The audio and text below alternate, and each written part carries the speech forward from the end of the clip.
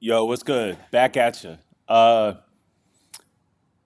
Seems as if Billboard has accidentally or mistakenly dropped the release date of M's new album. Here we go. Billboard accidentally leaks Eminem's new album release date. Let's go. Deep in the Michigan Central Station opening gala review, the death of Slim Shady's release date was mentioned, but not anymore. The staff deleted the sentence, making the fans think that it was the correct one.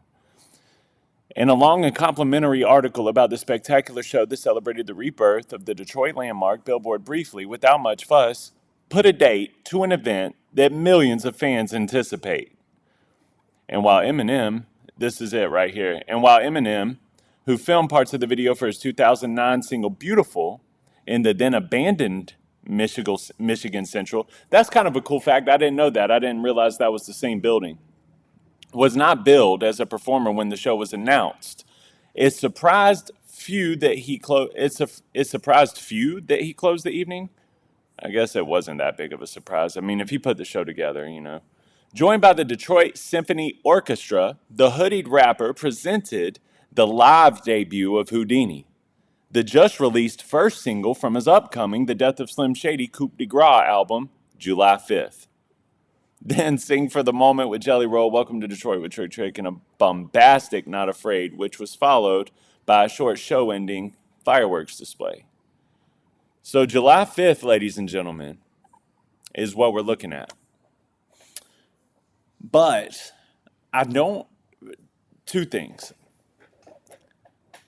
I don't think that this was an accident. I think that, especially with Billboard, a lot of stuff gets looked at before something goes out.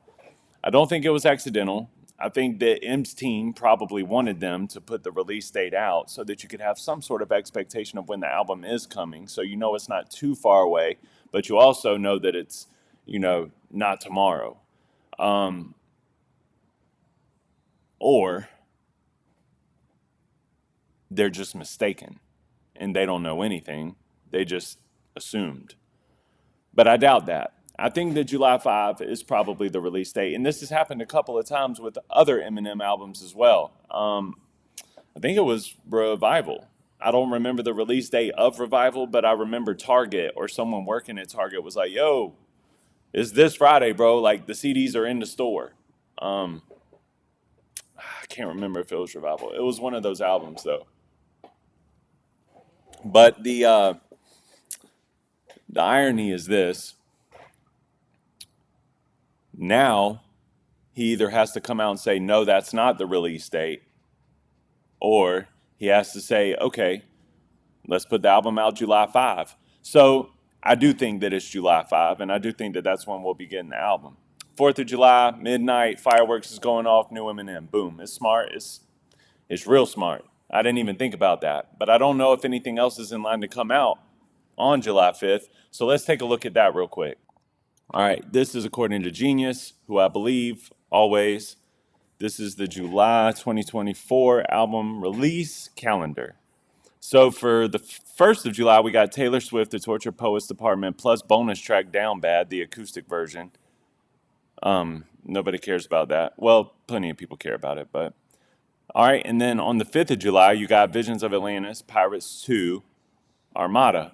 Yeah, I don't think Eminem's moving his album for the Visions of Atlantis. And I think that people in the industry probably know that he's coming. Let's just see what else is coming in July. The following week, you got Cassandra Pope, Jenkins, Cat Burns, Cigarettes After Sex, Claro, Future, Utopia, One Republic. Yeah, it looks like as of right now, with no surprise release dates, it's actually looking like, other than Ice Spice, that in St. John, that he's got, looks like he's got the month of July primarily to himself, unless somebody comes out with a surprise album like Kendrick. That would be nuts. But yeah, man, it's looking like July 5. And that's not that far away. It's less than a month. And it goes to my theory that I think that he's dropping another single before the album comes. I think it's going to be a more serious tone single. historically, what he has done is a Without Me, followed by Cleaning Out My Closet. You know what I mean? You got The Real Slim Shady, followed by The Way I Am. And I think that that's the pattern that he's going to try to use here. It's like, here's one for pop culture that's hilarious and makes you laugh and trolls you and makes you mad, gets you upset. And then here's one for hip hop. And I think that the next one that comes out is going to be that one for hip hop. And I do think that he's rolling this album out in old school fashion. I mean, we all just saw him perform Houdini. And if you haven't, go check out my reaction video to that. But yeah, that's what it's looking like right now. So now, with all that being said, let's just check out some stats real quick. We got Eminem's number one Houdini amassed his highest weekly singles consumption in a year, which is incredible. Eminem has scored his 11th UK number one single with Houdini. It was streamed 13.3 million times in the past week in the UK. The track is from the U.S. rap superstar's upcoming 12th studio album, The Death of Slim Shady, Coup de Grace. Houdini, which interpolates the Steve Miller Band's 1982 number two hit, Abracadabra, debuted at number one with consumption of 104,803 units, including 8,217 digital downloads and 96,586 sales equivalent streams, official charts company. That's the highest sale for any track since Sprinter by Dave and Central C that logged 108,200 sales in its first week at number one almost exactly a year ago. Houdini has had the biggest opening week of video streams since Adele's Easy on Me in October of 2021. That is insane. That's a freaking stat. The biggest opening week of video streams, 4 million, since Adele's Easy on Me. Bro, that's nuts. That's crazy. Especially since Music to Be Murdered By did what? Side B did like 187,000 the whole album. So it goes to show you guys over there at the Shady Camp, you makes sense to roll stuff out, man. Playdor also had a number two single by Espresso, or with Espresso by Sabrina Carpenter, along with two top 10 entries for Billie Eilish. I don't care about that. This is what I want to see. In the albums chart, consumption of Eminem's Curtain Call, the hits, was up 50% week on week. 7,191 sales of an album that's 25 years old at this point. I mean, geez. As the collection was moved 15-7, Polydor, I don't care about Polydor.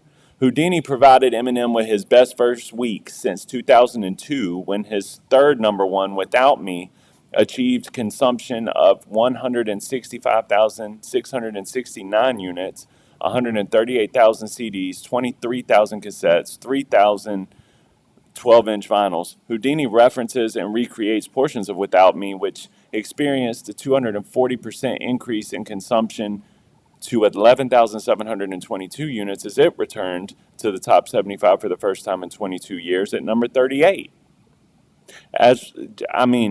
These numbers are insane. With 11 number ones, Eminem sits alongside Calvin Harris in eighth place for most number ones, and he has the most for a rapper. Houdini is his first number one in a solo capacity since Like Toy Soldiers in 2005. It is the ninth Eminem single to debut at number one and his seventh number one with a solo credit. Eminem was last at the Singles Summit in 2020 with Godzilla featuring Juice WRLD. Houdini extends Eminem's chart career with two more than 25 years. The new single is the rap star's 34th top 10 hit.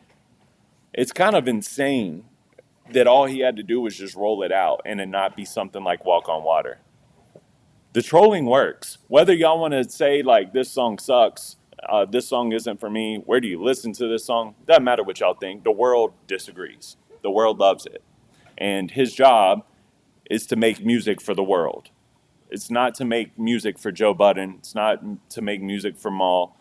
But y'all are going to find stuff that you enjoy on this album, for sure. It's just, these stats are crazy. And it's crazy that nobody's talking about these stats. So on the road to the death of Slim Shady, I just wanted to make at least one video where I tie in all of these statistics and talk about the release date whenever I first heard about a release date. And we got that release date. I don't know for sure. I wouldn't be willing to bet money on it, but I do think that it'll probably come on July 5th. Uh, when you think about all the different scenarios that could have happened with that, it makes sense, especially with July being a pretty much open month as far as big releases go. Um, and that might be because people are just being told, yo, don't get in the way. M's coming in July. And I think that if he does this right and he puts out another single, I want y'all to remember me saying this. If he does this right and he puts out another single that comes out on the vibe of The Way I Am, or, you know, any of his second singles, which are always better than his first singles to me. If he does that and he does it right and he proves himself in a different capacity, because people want him to quit trying to prove himself, but if he can prove himself as someone who's not trying to prove himself, we might see another number one, and we might get a number one album. And I just got a crazy feeling that this album is going to surpass all expectations, numbers wise, statistically, and just as far as personal opinions go. I think that the tide is shifting. I think that a big part of that is Kendrick Lamar. Kendrick Lamar defeated Drake. Lyrics and bars became popular again, right on time for an Eminem album release. And I think people are excited to hear from Eminem right now, man. He's been gone for 4 years.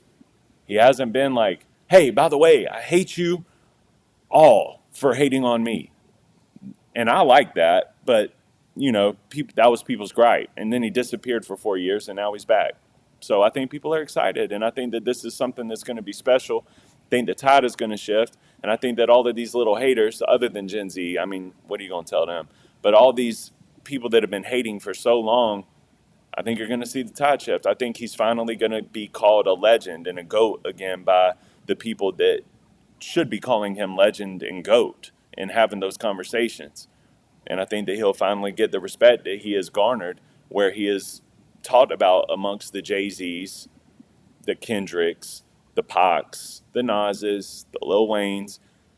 All of these people are such legends in the game that nobody would ever speak ill about them, ever. And I think that because M is white, if we're being honest, he gets all the slack that people really want to say about these other people.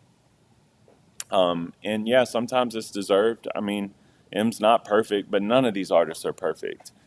The point is that when you're a legend like Jay-Z and you release a Kingdom Come, you give them the grace of like, all right, you release 10 great albums in a row. This one album kind of sucks. Let's just forget that this album ever existed, and whatever comes next, we're looking forward to it. And I think that that's the same grace that Eminem deserves. I mean, right? Anyways, y'all like, subscribe, hit them buttons for me. Show your boys some love. Share this with your mama, your grandmama, your sisters, your brothers, and everybody else that you can possibly think to share it with that likes Eminem. And we're going to continue on this road to the death of Slim Shady. And I will see you guys on the next one. All right.